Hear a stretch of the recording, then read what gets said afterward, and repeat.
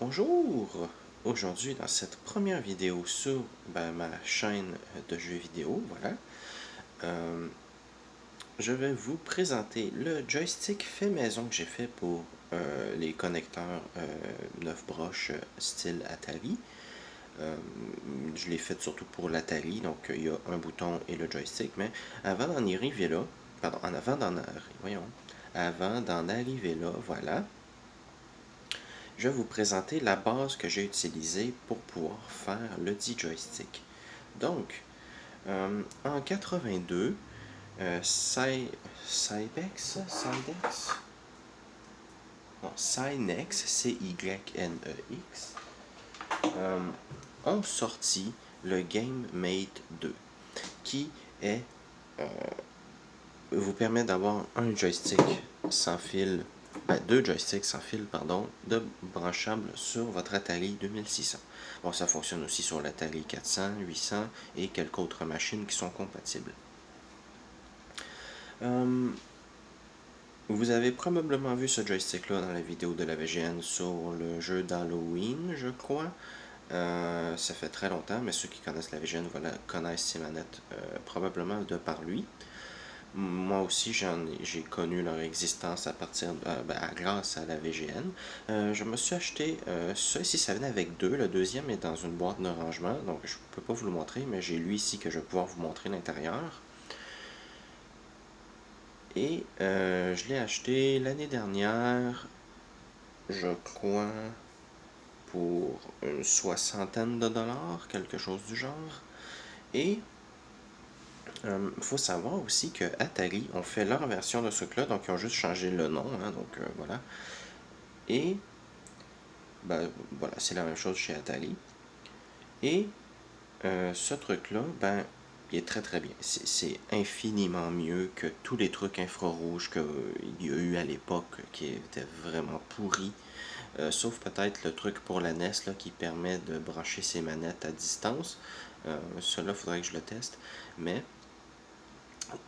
c'est une des meilleures manettes sans fil qui est, en termes de latence et de, de fiabilité de la connexion. C'est sûr qu'aujourd'hui, ça peut peut-être être un peu plus compliqué avec tous les signaux Wi-Fi et tout ce qu'il y a aujourd'hui, mais j'ai pas eu de problème jusqu'à maintenant à propos de ça. Donc, je vais démonter en fait le récepteur et une des deux manettes pour que vous puissiez voir l'intérieur. Donc, je vais commencer par le récepteur. Donc, on va mettre la manette ici. J'ai un tournevis de près. C'est très simple. On a deux vis. Une ici et une autre ici. Voilà. On les retire et on peut doucement retirer le couvercle. Et voici l'intérieur. Donc, le dessus des puces ont été poncés. Il y a quelqu'un qui a fait une photo sur internet, donc je vais pouvoir vous la montrer. Et voilà. Donc c'est l'intérieur, vous pouvez voir, on a deux rangées de puces, ils sont identiques en fait les deux rangées. Donc c'est une rangée pour une manette, l'autre rangée pour l'autre manette. J'aimerais bien vous expliquer plus en détail comment ça fonctionne électroniquement, mais ce n'est pas le but de cette vidéo. Donc, on va maintenant passer au joystick en lui-même. Donc, pour le démonter, c'est très simple. On a une vis dans le compartiment pile qui utilise une pile 9 volts, soit dit en passant. Et on a une vis ici à l'extérieur, cachée bien profond. Donc, on dévisse ces deux vis-là.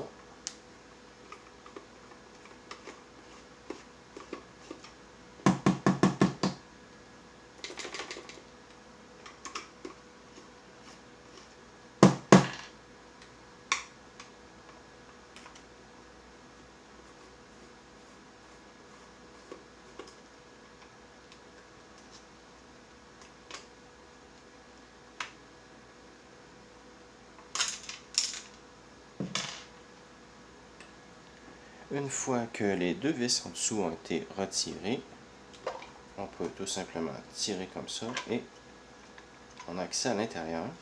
Donc je vais vous montrer, voilà. Donc ça ici, c'est le module. Donc quand j'ai acheté les manettes et le récepteur, je les ai testés et ça là, ce joystick là est vraiment pourri, vraiment pas bon. Le sans fil est meilleur que le joystick et ça m'a fait réfléchir. Donc ben, je me suis dit que j'allais réfléchir à ce que j'allais en faire de ces trucs là. Donc j'ai mis ça de côté quelques jours, voire quelques semaines. Et puis à un moment donné, ça m'a juste frappé. Je pensais à utiliser un Arduino pour convertir le tout, faire du reverse engineering du protocole pour pouvoir envoyer au récepteur. Puis là, ça m'a frappé. Je me suis dit, en fait, c'est un truc des années 80. Ça doit être tout simple comment ça fonctionne à l'intérieur. Il doit juste avoir déjà un module préfet. Et quand j'ai ouvert, j'ai vu ça. Donc, ce module-là, vous pouvez juste dessouder les câbles ici et dévisser les vis pour le bouton on-off. Vous dévissez les vis qui maintiennent l'antenne et le morceau de métal qui tient l'antenne. Vous pouvez sortir tout ça et vous pouvez dessouder les fils, dessouder les autres fils que vous aurez besoin aussi. Si jamais vous ne voulez pas garder le bouton power, vous voulez le remplacer par le vôtre, vous pouvez dessouder et puis voilà, hop. Donc c'est ce que j'ai fait et je vais vous montrer ce que ça a donné.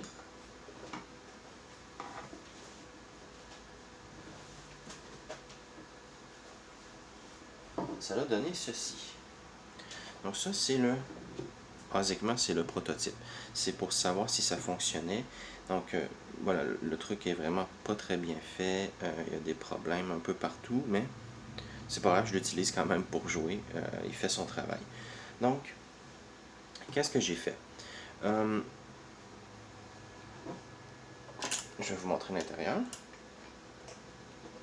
Donc voilà, vous pouvez voir ça, c'est l'intérieur. On a ici, les boutons qui sont sur ça ici, le module.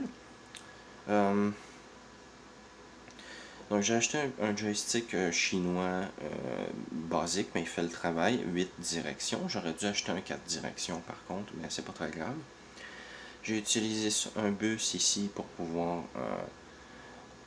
facilement dévisser le tout et pouvoir changer des pièces s'il le faut. Donc j'ai soudé ensuite ça ici du bus vers le module. Ça utilise encore une pile 9 volts. Au long terme, quand ce sera plus un prototype, je prévois d'utiliser une pile rechargeable au lithium. Probablement, ça va probablement juste être une power bank que je vais recharger puis que je vais brancher dessus après. Et ça va aux divers boutons. Donc, le dessus, à la base, ça tient à la colle chaude. C'est pour ça qu'il y a 3 boutons qui sont déjà, voilà, qui se sont décollés. À quoi servent les boutons du haut? Ben, celui-là ici, c'est le bouton, l'interrupteur, pardon, on-off. Donc, c'est lui qui allume et qui permet d'alimenter et d'éteindre le truc. Et ça ici, il y en a 4. C'est un pour chacune des directions, chacun des interrupteurs pour les directions. Donc, ça, ce que ça me permet de faire, c'est que sur l'Atari, il y a certains jeux que le haut fait un truc, le bas fait un truc, qui aurait dû être sur des boutons différents, mais vu que l'Atari n'a qu'un bouton, ça ne peut pas être sur d'autres boutons, donc c'est sur le joystick.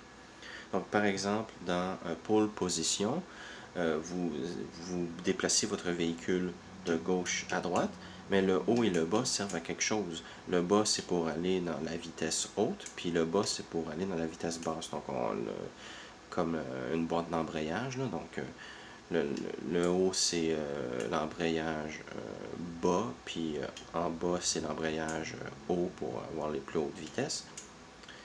Et donc, je peux désactiver, c'est lui ici. Vous pouvez voir, il est déjà sur off. Donc, là, si je appuie vers le haut, il va être désactivé. Et j'ai fait en sorte que le second bouton ici soit relié, fasse la même chose que haut. Donc quand j'appuie sur ça ici, ça revient au même que faire ça. Donc ce que ça me permet, c'est de désactiver le haut et d'appuyer ici. Puis comme ça, je peux utiliser le joystick. Puis si jamais, par exemple, je vise mal avec le joystick, puis hop, j'appuie sur le haut, ben, ce ne sera pas enregistré parce qu'il va être déconnecté. Donc ça me permet de mieux jouer. Donc j'en ai mis un pour chacune des directions. À la base, j'étais supposé avoir un autre bouton, lui, à bascule pour faire haut et bas. Mais je ne l'ai pas, c'est pour ça que lui, maintenant, il fait haut. À la base, lui, je voulais qu'il soit le bouton turbo, mais là, j'en ai pas. Puis ça ici, c'est le bouton de feu. Vous pouvez voir, ils font du bon bruit. Le joystick chinois fait aussi du bon bruit. Mais voilà. Donc là, je vais mettre ça sur pause. Je vais brancher le tout et je vais vous montrer ça en action. Et j'ai oublié un truc aussi à propos du récepteur. Je ne vous ai pas dit comment il fonctionne. Il se connecte à l'Atari. Donc je vais vous montrer l'arrière. Donc on peut voir si on a l'antenne pour la réception. Et vous prenez votre prise jack d'alimentation de l'Atari, vous le branchez ici. Et on a une sortie jack ici pour pouvoir le brancher dans l'Atari. Donc ça vous permet de pouvoir alimenter l'Atari. Et on a ici un câble D9 qui va vers le left controller et un second qui va vers le right controller. Donc voilà, c'était ce qu'il y avait à dire sur la connectivité du récepteur. Donc voilà, ça c'est prêt. Je vais mettre l'image dans un des coins de moi qui joue. On va y aller.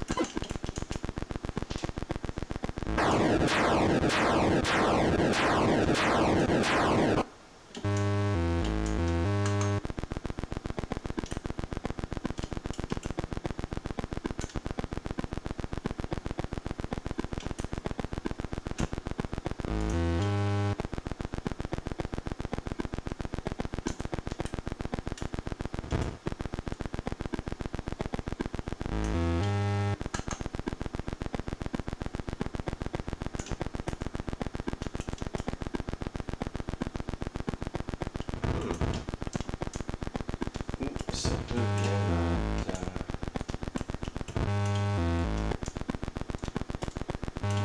est-ce qu'il est juste genre au premier étage? Ah ben oui, tout était au premier étage en fait. Et voilà. Donc ça c'était la démonstration. Vous pouvez voir là, je jouais sur le petit écran qui est là. Donc voilà. Donc, en espérant que vous avez apprécié cette vidéo de présentation sur un joystick fait maison, bien entendu, là, je vais acheter du bois plus mince, de meilleure facture, parce que ça c'est juste du bois compressé avec de l'alcool, c'est des copeaux de bois compressés avec de la colle, pardon, donc voilà, c'est pas très bien. Donc j'aimerais ça m'acheter du vrai bois pour le vernir, mettre une épaisse couche de lac, comme les vieux objets électroniques des années 60-70. J'aimerais pouvoir faire ça. C'est pas le seul non plus que je vais me faire. Je vais m'en faire un autre avec les 5 boutons accessibles avec seulement les doigts. Ça c'est utile pour Space Invaders et Asteroids. Donc ça c'est bon pour ça. Je vais aussi m'en faire un autre sans fil. Donc cette manette là ici, je vais enlever son module qu'il y a dedans aussi pour pouvoir le mettre dans un trackball. Donc j'ai un trackball, j'ai même deux trackballs en fait. Donc je vais essayer de faire un module qui fonctionne à batterie, que je peux brancher les trackballs pour pouvoir jouer à distance. Et puis je crois que c'est tout. Pour ce qui est bien entendu de cette première vidéo sur la chaîne, voilà, je sais pas trop quel style je veux faire, parce que là, c'est juste une présentation, donc je fais mes présentations classiques de ma chaîne, que je fais de mon autre chaîne que je fais d'habitude. Mais les autres vidéos, ça va être des vidéos de présentation de jeux. Donc il n'y aura pas beaucoup de caméras, ça va surtout être moi qui parle par-dessus des trucs préenregistrés que je vais avoir enregistré moi-même, parce que vu que j'ai le matériel, moi je vais faire ça sans émulation et voilà. Donc, et aussi, quand je vais jouer à la Atari, ça va être en RF. Quand je vais jouer à la NES, ça va être en composite. Donc voilà, pas besoin de vous plaindre que la qualité d'image n'est pas comme vous l'espérez, parce que moi je fais avec ce que j'ai, puis ce que j'ai, c'est une Atari en RF, puis ce que j'ai, c'est une NES en composite. Donc voilà, j'ai pas envie de les modder non plus. Donc voilà, en espérant que vous avez apprécié cette vidéo, et à la prochaine.